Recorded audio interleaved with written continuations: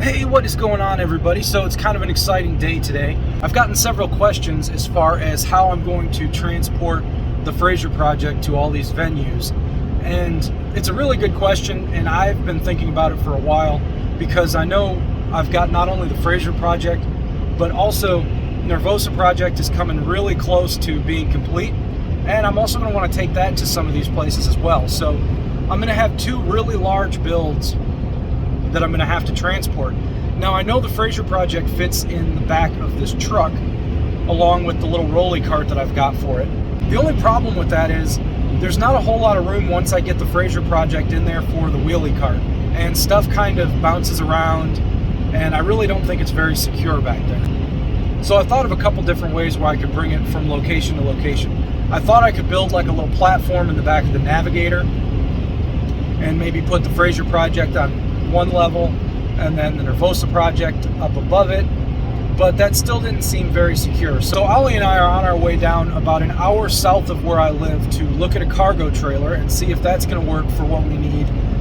We have a couple of checklist items on the cargo trailer that we're really going to need to hit. For one thing, I want to have a ramp door on the back. I don't want the swinging doors because I want to be able to roll the cart down the ramp. I don't want to have to lift it out. Another thing is the door has to be wide enough because the Frasier Project is 3 foot wide on its own. So some of those 5x8 trailers have a 4-foot door, and by the time you're loading the build up at 3 foot, it gives you 6 inches on either side, and that just kind of seems like a knuckle buster. So I don't really want to do that, but I did want to take you guys to look at it. So stick with me and let's go check this thing out.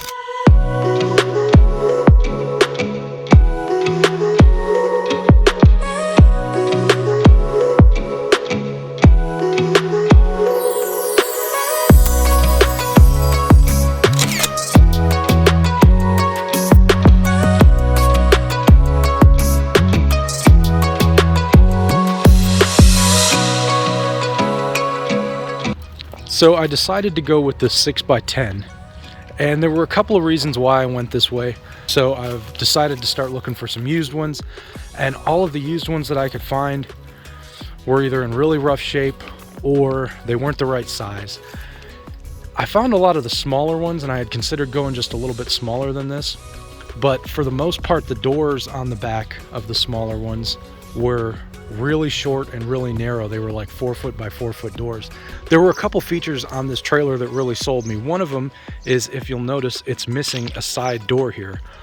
A lot of the trailers have a side entrance, and I know that that would be pretty convenient so you don't have to lay the back door down every time you want to get in, but that also takes away from the amount of actual building room you can do up front, because you can't block off that door with the build unless you just never plan on using that door, which is fine. I could do that, except that's just another way for water to get in, and I just really didn't want or need that side access door. So the fact that it isn't there was actually a really good feature for me. Now I can build shelves in the front for all of the projects, and I think that will work out perfectly. Another feature that I was really set on was a ramp style door. I didn't want to have the swinging doors because I don't want to have to lift the build out every time I'm transporting it. I wanted to be able to put it on the little cart that I've got for it. Come on, buddy, get out of the way. I wanted to be able to put it on the little cart that I've got for it and wheel it down the ramp. So I really wanted to have a ramp style door. Now, I know this one's a little bit older, and there's a couple of things I need to do to make sure that everything's watertight in here, especially this little vent up here. I'm not super sure. There's no real sign of water damage with it, but I just don't trust it. So it's got these little lights up front. When the truck is on, these come on and illuminates this back area here. There's some grease and oil stains on the floor. The guy used it to haul his lawnmower for his mowing business, but overall it's the perfect size. Coming through the door, it's considerably lower, so I will have to duck my head coming through that, but not as bad. If it was a 4-foot door, I'd really be in trouble. And that's what a lot of the 5x8 trailers had, were 4-foot doors. At least the ones that I was looking at anyways. So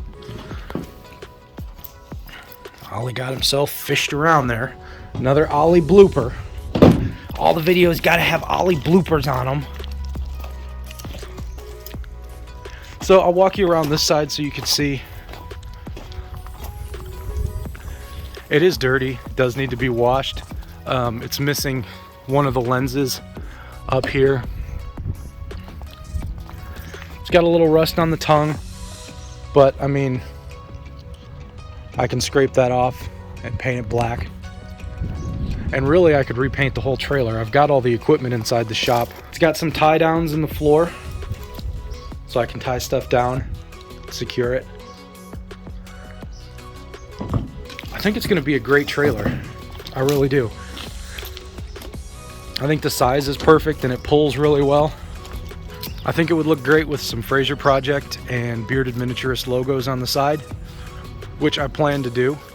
Not something that's going to happen in the next couple of weeks, but it's definitely something I'm planning on doing. This was for sale about an hour west of the shop. I found it online a couple of days ago and really wanted to come down to check it out.